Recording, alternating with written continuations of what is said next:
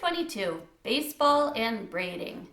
Now I know my girls played softball, which is just like baseball or softball and braiding went hand in hand because their hair had to be braided to play softball. But I'm not sure why this is called baseball and braiding, but let's find out. Before bed on Sunday night, Janie always took a shower and washed her hair. Lately, she'd been weaving it into 6 braids while it was damp so that she could have wavy hair in the morning. Janie's hair was usually stick straight like Dad's and Bat's, though hers was a dark brown instead of black. When she came out of the bathroom in her pajamas carrying a wide-toothed comb and 6 hair ties, Bat asked, "Can I braid it?" "I can do it myself," Janie said.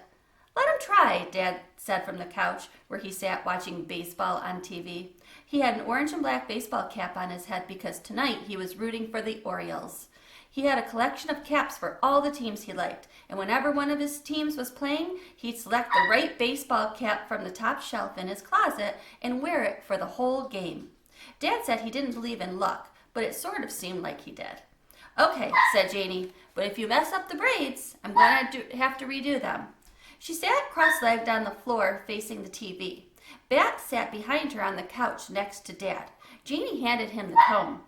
Bat started combing at the bottom, the way Janie had taught him, so he wouldn't pull her hair. He worked out the little tangles with the teeth of the comb as he made his way up toward the top of her head. Soon he could pull the comb straight through her hair from the very top to the ends without snagging at all. Then he divided her hair into 6 sections, 2 in the front, 2 in the middle, and 2 in the back. The back 2 sections looked a little thicker than the others, but Bat didn't think Janie would notice. He picked up the front left section of her hair and started braiding. "Go, go, go!" Dad yelled at the TV. One of the baseball players had made a good hit and he was running as fast as he could around the bases. "I think baseball is the most boring game you watch," Janie said. "Even more boring than football." "That's because you won't let me explain it to you," Dad said, adjusting his cap. "If you understood the game, it's fascinating." Bat reached the bottom of the first section of the hair and wound a pink elastic band around its end.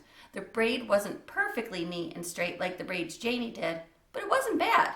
Moving on the other front section, Bat focused on making the second braid even better than the first. Here's a picture. Make sure you're braiding it tight, Janie said, "so it's really wavy." "I am," Bat said. Bat loved braiding Janie's hair, even though he usually wasn't very good at hand things. He liked the feeling of the damp, heavy hair. He liked organizing it into a series of smaller, neatly contained braids. He liked feeling close to Janie like this by helping her and touching her without having to have a big conversation that might turn into a fight. Getting along with people was hard for Bat. Figuring out what they meant when they said something or when they made certain faces at him. People were complicated, but braiding was easy. There, he finished the second braid and wrapped the end of this one in a dark green elastic. Janie reached up and touched the braid, then pulled it in front of her face so she could see it. "Not bad," she said. "Yes!" Dad yelled. He stood up from the couch, grabbing the cap from his head and waving it around. It wasn't the same as being at home. Mom wasn't there. Thor wasn't there. But maybe every other weekends could be okay.